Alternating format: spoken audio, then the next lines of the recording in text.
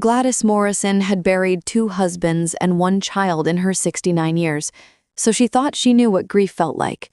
She was wrong. Grief has many faces, and the cruelest one came wearing the dimpled smile of a little girl who had been dead for 10 years. Every first Tuesday of the month, like clockwork, Gladys drove her 2008 Buick to the Western Union inside the Piggly Wiggly on Highway 82 outside Tuscaloosa. She wore the same navy cardigan, the one with the mother-of-pearl buttons, because Lily had picked it out for her at Belk when she was 6. Gladys would hand over $3,000, money meant for Lily Grace's college fund, and the clerk would slide back a receipt and a sympathetic smile that Gladys never noticed. She only saw the newest picture taped above the counter.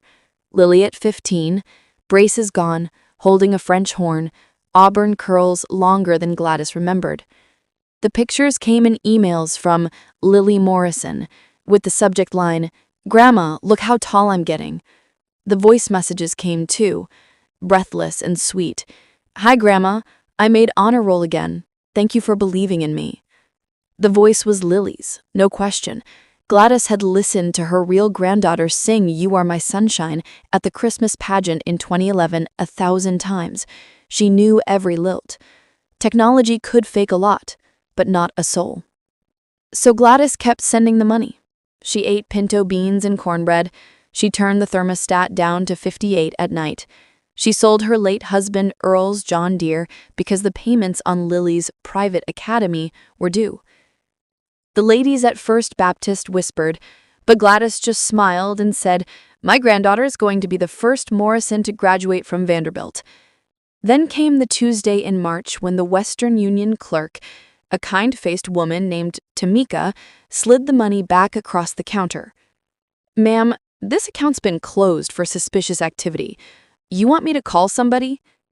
Gladys stared at the $3,000 as if it had turned into Confederate bills. "Closed? But Lily gets her allowance on the 1st. Tamika lowered her voice. "Miss Gladys, I'm going to be honest. This same account's been flagged before. Folks losing their whole savings to grandchildren they ain't seen in years. You sure Lily's still with us?" The world went quiet, except for the hum of the Piggly Wiggly freezers. Gladys felt her knees buckle. Tamika caught her, led her to the little plastic chairs by the lottery machine. An hour later, Gladys sat in her Buick in the parking lot, clutching a manila folder Tamika had printed from the back office.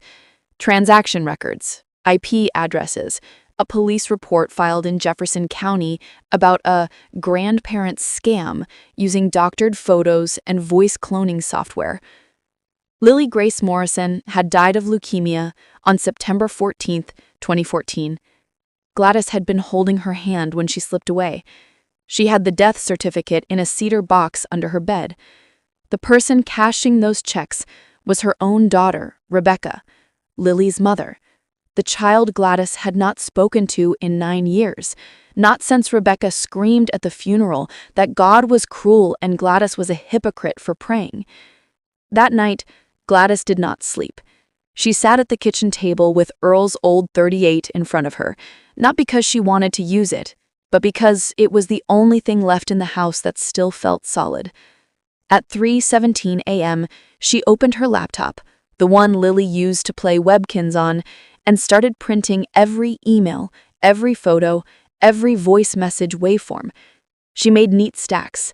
Then she called the only person she knew who understood both Jesus and computers, 18-year-old Jonah Carter from the church youth group, home from Auburn on spring break.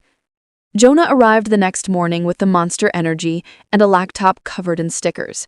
It took him 47 minutes to trace the emails to an IP address in a rundown duplex off 15th Street in Birmingham. It took him 6 more minutes to pull up the Facebook profile of Rebecca Lynn Morrison Newell. New last name, new city, new life. The profile picture was Rebecca and a man in a bass boat. No mention of a daughter, living or dead. She stared until her eyes burned. That's my baby girl. And she killed her own child twice. Jonah, bless him, didn't try to talk her out of what came next. He just asked, "Miss Gladys, how quiet do you want this kept?" "As quiet as the grave she put my granddaughter in," Gladys said. They built the case like a quilt, every patch sewn with care. Jonah recovered deleted audio files. Rebecca had used an app called Deep Echo, feeding it old home videos of Lily to train the voice. Gladys went to the courthouse and pulled Rebecca's current address. She joined the prayer chain and casually mentioned she was thinking of surprising Lily for Easter. Word traveled. Rebecca texted back 2 days later, "Mom, is that really you?" Gladys typed back with shaking thumbs, "I've missed you, baby. Can we have Easter together? Just family?" Rebecca agreed too fast. Easter Sunday dawned pink and gold. Gladys cooked for 2 days. Country ham, deviled eggs, coconut cake, fresh peas from the garden. She set the table with the good china, Lily's favorite, the one with tiny yellow roses, and put a single empty chair at the head where Rebecca used to sit when she was little. Rebecca arrived at 4 o'clock in a new red Camaro, hair bleached blonde, nails long and crimson. She carried a Walmart bag with a plastic Easter basket inside. "Mom, you didn't have to go to all this trouble," she said, hugging Gladys too tight, perfume sharp and cheap. Gladys hugged back with all the strength left in her old bones. "It's no trouble for family." They ate. Rebecca talked fast. New boyfriend, new job at the casino, new apartment with a pool. She never once mentioned Lily by name. When the plates were cleared, Gladys brought out the coconut cake and set a thick white envelope beside Rebecca's plate. "What's this?" Rebecca laughed nervously. "Open it, sugar."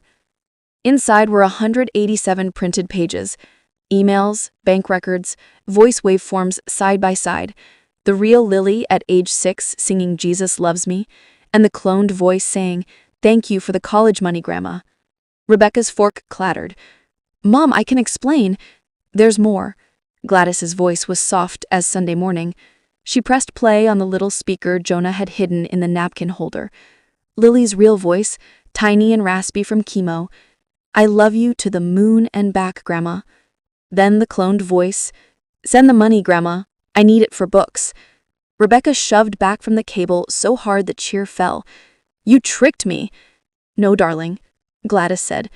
"You tricked me for 5 years. You killed my granddaughter all over again every time you sent one of those pictures."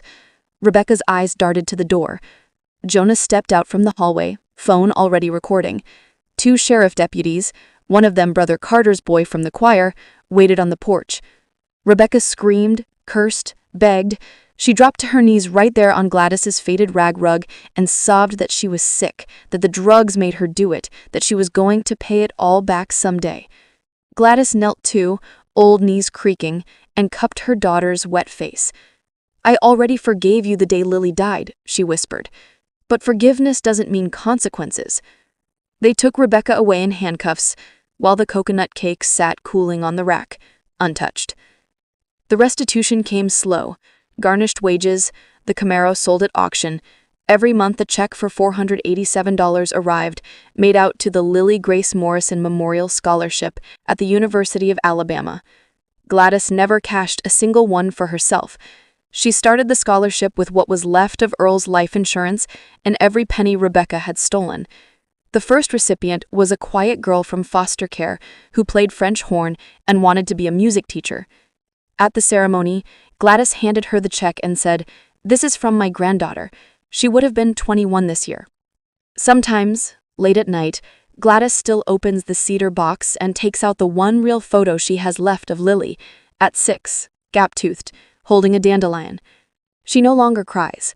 She just whispers, "Happy birthday, baby," and sets the scholarship statement beside it like a birthday card, because some voices never really leave us, and some love, even when it's been lied about, stolen and buried, finds a way to grow again, quiet, stubborn, and true as spring.